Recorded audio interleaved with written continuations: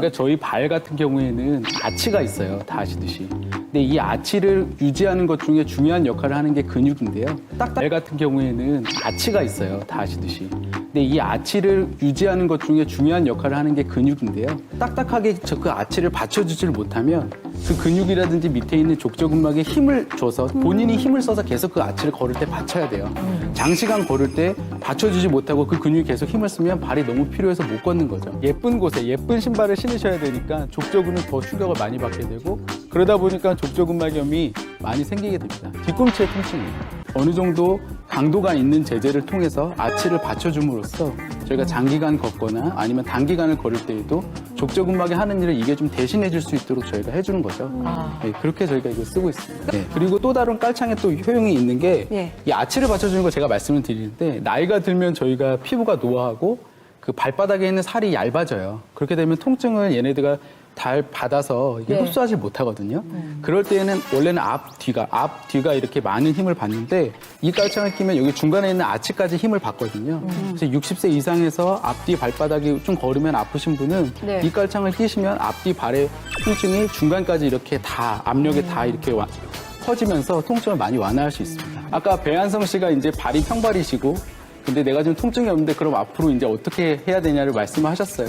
이제 저희가 이런 족저근막염에도 되지만 이런 깔창을 저희가 추천을 드려요. 그러면 발이 뒤틀려서 걷는 거를 막아주고 그러면 이제 걸을수록 더 발에 충격이 쌓이는 거를 막아주는 거죠. 그래서 저희가 이런 거를 그때 추천드리고 있습니다.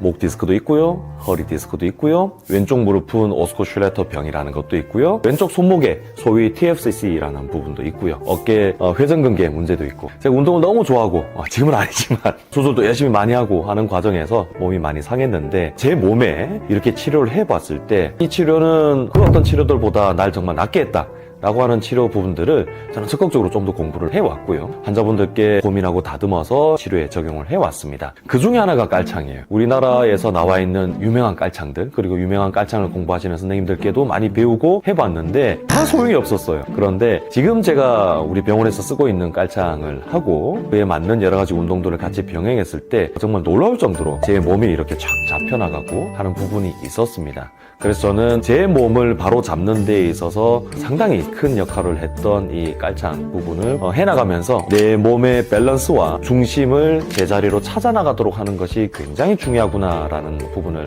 확신을 가지게 됐고 그렇게 치료에 응용을 하고 있습니다. 가장 기본적으로는 이제 무릎 아프다고 하시는 분들 많으시지 않습니까? 허리 아프다 하는 분들도 많으신데 내 골반이 틀어지면서 내가 예전에 발목을 다치고 또는 무릎을 다치면서 오랫동안 걷는 부분, 보행 패턴이 바뀌고 하는 과정에서 몸이 뒤틀려요. 근막이 틀어지는 정도들이 달라지고 근막이 굉장히 단단해지는, 치밀해지는 부위가 많아지면서 문제가 있다고도 이제 설명을 드리는데요. 그런 부분을 바로잡는 데 있어서 가장 중요한 것 중에 하나가 깔창입니다. 길게 봤을 때 가장 근본적인 치료 중에 하나로 또 잡힐 수가 있고요. 가장 빠른 치료를 하는 데 있어서도 도움이 큽니다. 요약해드리면 굉장히 도움이 됩니다. 근데 함부로 막 하면 안 되시고요. 정확하게 분석을 해서 치료를 해나가는 하나의 도구로서 이제 잘 써야 되겠습니다. 그렇다면 깔창을 해야 하는 이유가 뭘까요? 우리가 계속 서 있죠. 걷는 일도 많이 하고 그렇지 않습니까? 우리는 중력을 거스를 수가 없어요. 이겨낼 수도 없고 그에 맞춰서 살아가야 됩니다. 그런데 여러 가지 이유로 내가 예전에 한번 다쳐서 또는 내가 선천적으로 골반 기울어짐이 있다든지 또는 한쪽 다리가 좀 짧다든지 그런 상황이 됐을 때 그 부분이 교정되지 않은 채 우리가 이렇게 몸이 틀어진 채 오랫동안 있으면 거기에 익숙해지면서 다른 변화들이 나타납니다. 그걸 냅둬버리면 문제들이 하나씩 생겨나는 거예요. 내 몸이 틀어지게 된 상황을 냅두게 되고 그걸 내 몸이 이렇게 적응해 나가는 그 과정을 거치면서 다른 몸들이 이렇게 틀어지게 되면 통증이 나타나는 거예요. 그래서 애초에 그 문제들을 다시 돌이키려고 하는 거고 우리가 일상생활 중에 가장 많이 하는 것 중에 하나가 이렇게 서 있거나 또는 앉아 있거나 중력을 계속적으로 우리가 받으면서 지는 거지 않습니까? 그래서 깔창으로 내 몸의 밸런스를 바로잡고 몸의 중심축이 제자리로 찾아가게끔만 만들어도 우리가 지금 느끼고 있는 여러 통증들, 지금은 허리와 무릎과 발목, 이 하지 쪽 통증만 말씀을 드렸지만은 아니에요. 심지어 어깨 통증이나 목 통증까지도 좋아지는 데 문제의 기초가 될 수가 있습니다. 몸이 틀어지게 되면 틀어진 걸 바로 잡으려는 노력 때문에 계속 목도 제자리를 못 찾아 나가거든요. 깔창으로서 몸이 틀어진 밸런스를 바로 잡는 부분이 굉장히 중요하다고 할 수 있습니다. 왜? 깔창 없이는 사실은 바로 잡는 방법이 거의 없어요. 우리가 주사 치료를 한다든지 충격파 치료를 한다든지 그랬을 때 일부가 돌아올 수가 있고요. 도수 치료를 통해서도 상당 부분이 돌아올 수가 있지만 보다 빠르게 다른 치료들과 더불어서 밸런스를 잡는 데 있어서는 깔창이 필수적입니다. 그래서 저는 항상 모든 환자분들은 이제 처음 뵐 때 밸런스를 평가를 하고 그 평가는 엑스레이로도 평가할 수도 있고요. 바로 선 모습을 보면서도 평가를 할 수가 있습니다. 평가한 걸 바탕으로 깔창을 몇 센치로 올리든지 기울어진 정도를 어떻게 할지 등을 결정해서 세웁니다.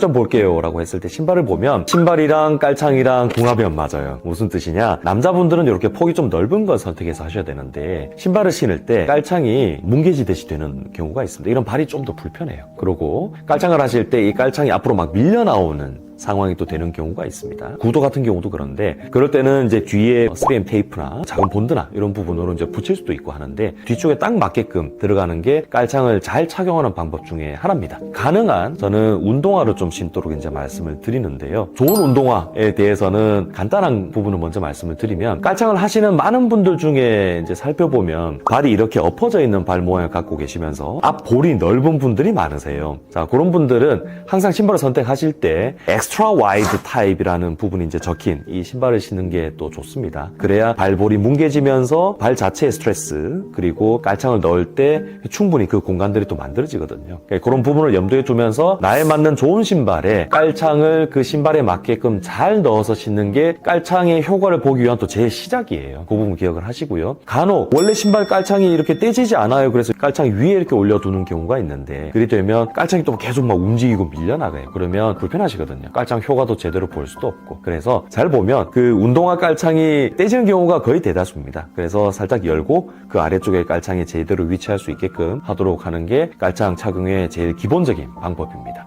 이건 착장하는 방법이고요. 그러면 어떻게 신어야 되나요? 라고 이제 물어보시는 분들 많아요. 가능한 많이 신으세요 라고 말씀을 드립니다. 즉 운동화에 깔창을 넣어서 가능한 많이 일하실 때도 신으시고요. 밖에 나가실 때도 신으시고요. 그래서 내가 좋아하는 운동화가 한 2개, 3개 있다고 하면 운동화마다 넣어서 신으라고 말씀을 드립니다. 저 집에만 있어서 운동화 잘 안 신는데요 라고 하시더라도 내가 밖에 좀 나갈 수 있는 1시간 30분 동안만이라도 깔창을 꼭 신도록 권해드립니다. 예를 들면 우리 학생들 있지 않습니까? 몸이 많이 밸런스가 깨져서 측만으로 가기 직전인 이 환자분들이 많이 찾아오십니다. 부모님들하고. 제가 꼭 말씀드린 것 중에 하나가 뭐냐, 운동화를 실내 전용으로만 신을 수 있게, 즉 학교에서만 신을 수 있는 운동화를 신으라고 하고 거기에 깔창 넣어서 이제 생활하도록 소견서도 쓰고 학교 선생님들에게 이제 설명을 드리도록 합니다. 그게 아이들 같은 경우는 깔창 효과가 굉장히 빨리 잘 나타나거든요. 초반에만 잘 잡아도 척추가 점점 성장해 나가면서 쉬는 부분을 잡아줄 수가 있는 굉장히 좋은 경우인데 학교에서 이렇게 신지 못하겠다, 학교에서 신기 힘들다라는 그런 상황으로 못하게 되면 굉장히 아쉬워요. 좋아질 수 있는 부분이 많은데